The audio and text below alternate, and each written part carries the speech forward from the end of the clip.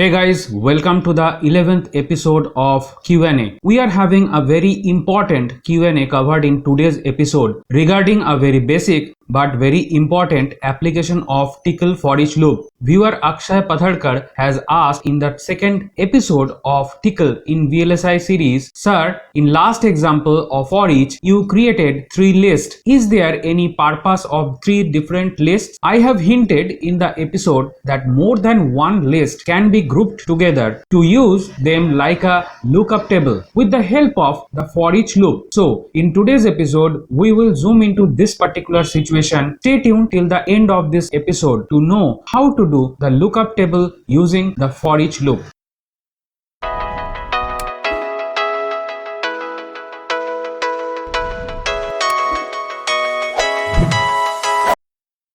Hey guys, we are in our computer screen and this question is asked by Akshay, which we are discussing today. He has asked this on the second episode in Tickle in VLSI, where we have discussed basics, then conditions, loops, switch and procedure. And the question is specifically for this particular code block. Here you can see the code block on which we will be doing some experiments. So without any further delay, let's begin. We are revisiting the original code. I have kept this slide for those who have forgotten the thing, or if there is a new person who is watching this video at the first time and not seen the tickle series, this will help that person to understand this particular code. Here goes our code, and here in this block will be our output. So our code starts with the hash bang user bin tclsh. Next, we have the first list. The first list is a list of colors, like we have 6 colors here: red, orange, yellow, green, blue, purple. Next, we have the list of foods, that is apple, orange, banana, lime, berry and grape. 6 fruits are there. Now there is a third list which is the status, that is okay, bad, okay, bad, bad. You can see each of them contains 6 elements in each of the list. Now I am invoking a for each loop where I am pulling out 3 elements at a time. So this was the original code and I am operating this on the list of colors. And here puts command, that is a print command in tickle, and I am printing 3 different elements C, B and A, and after 300 time units it will update. So after add some delay on the echoing of the value on screen. And here we close the for each loop. So this was the original code. Now you can see there are 3 lists and I have hinted that they can be combined together, but I have not shown any example that time. It was a task that you can do at your end. For a long time this has been untouched, and that's why I am making this code experiment here so that you can understand what I wanted to mean. So the output will come as yellow, orange and red, first one, and the second one is purple, blue, green. So the entire list is exhausted here. Now we are done with this particular slide, so let's move on. So we are here in the code experiment 1. Here goes our code and here comes our output. These are 2 placeholders. Our code begins with hashbang user bin tclsh. The first list is list of colors, contains 6 colors. Next, list of foods, contain 6 fruits. And the third one is of status, which also contains 6 elements. Now the difference comes here. We'll be operating these 3 lists simultaneously. That is, parallelly we'll be doing the operation on 3 lists using a single for each loop. So here is our for each loop. F corresponds to the element of the list of foods. P corresponds to the element of list of colors, and S corresponds to the element of status. The 3 different lists. Now we give a puts command and here we write here $F is usually $C and is equal to $S. This will come as meaningful once we take the output on the screen.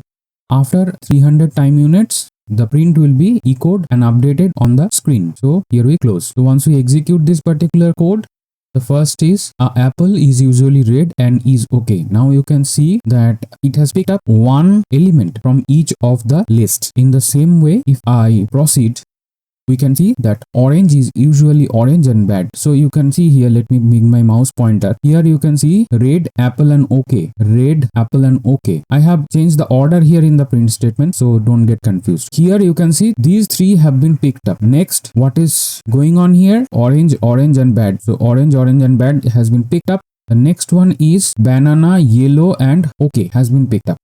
The next print command gives the lime, green and okay. The next is berry, blue and bad. So berry, blue and bad.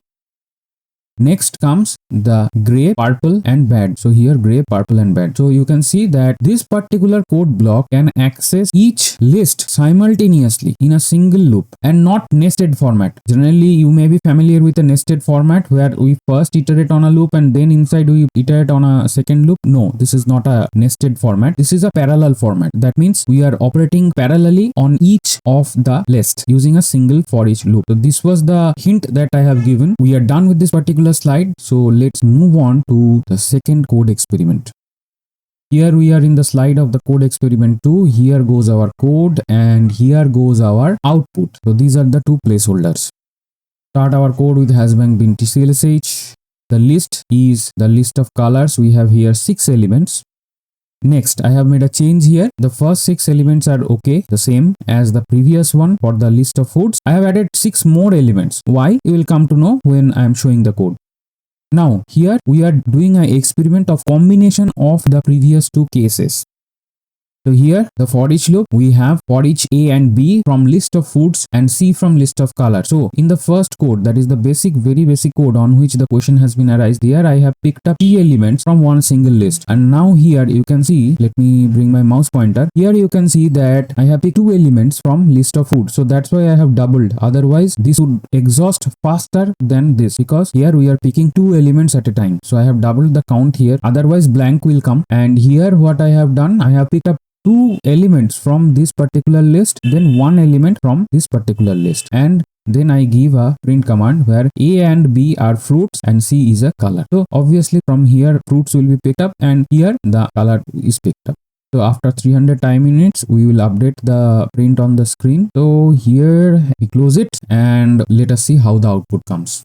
Here you can see the first output has come where apple and orange are fruits. So first 2, apple and orange, have been picked up and one single element from this second list of colors, that is red. So this red is a color. In case we have created a table like there are 2 corresponds to 1, right? So 2:1 mapping, even we can do that. Here it is, there is no relation between this and this list, but we can create 2 lists where there is a relation and we can pick up simultaneously and they will be mapped to the first element. Again the next 2 and they will be mapped to the second.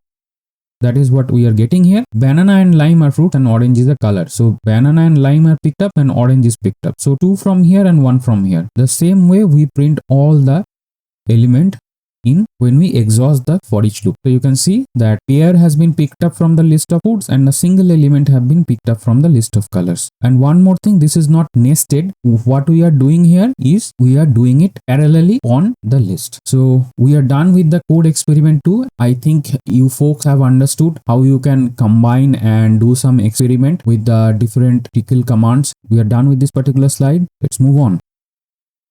Thank you very much for watching up to this point, and don't forget to like, share and subscribe. In case you have some dislikes, put that as in comments in the comment section below. And bye for today.